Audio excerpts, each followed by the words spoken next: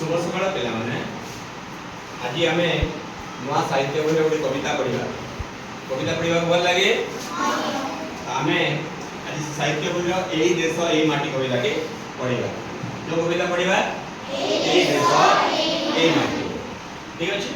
अब ई कविता टी को लिखुचंती कवि सच्चिदानंद राउतराय। प्रथमे आमे कविता टी को पढ़वा अभ्यास करियो बुझी गेला मो सहित तुम माने समस्त कविता टी को आवृत्ति करियो हैला। आरंभ करिबा 1 2 3 स्टार्ट।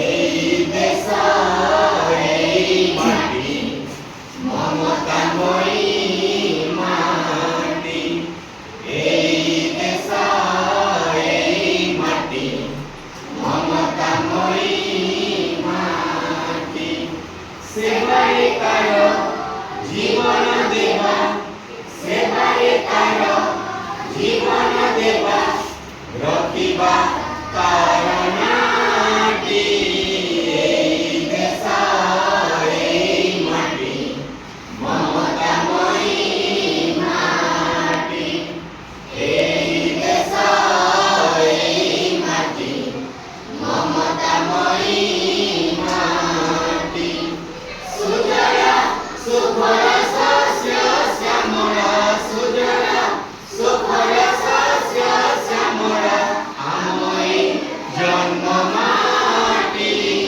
एई देश एई माटी ममतामयी माटी एई देश एई माटी ममतामयी माटी चिरमलय जार पवन चिर सबुज जार कानन सागर जवार रत्न भंडार कोटि रत्न विभेकी एई देश एई माटी ममतामयी माटी एई देश एई माटी ममतामयी माटी जहीं झरणा झरि जाए जहीं कोयली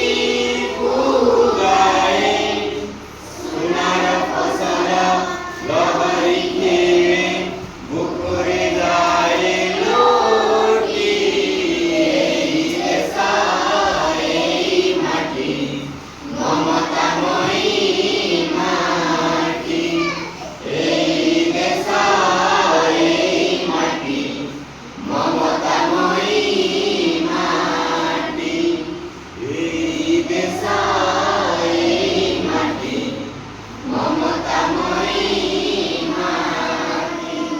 भल लागला अरे ई कविता को आमे कोन करिवा बारंबार पढ़ी की मने रखो हैला। धन्यवाद।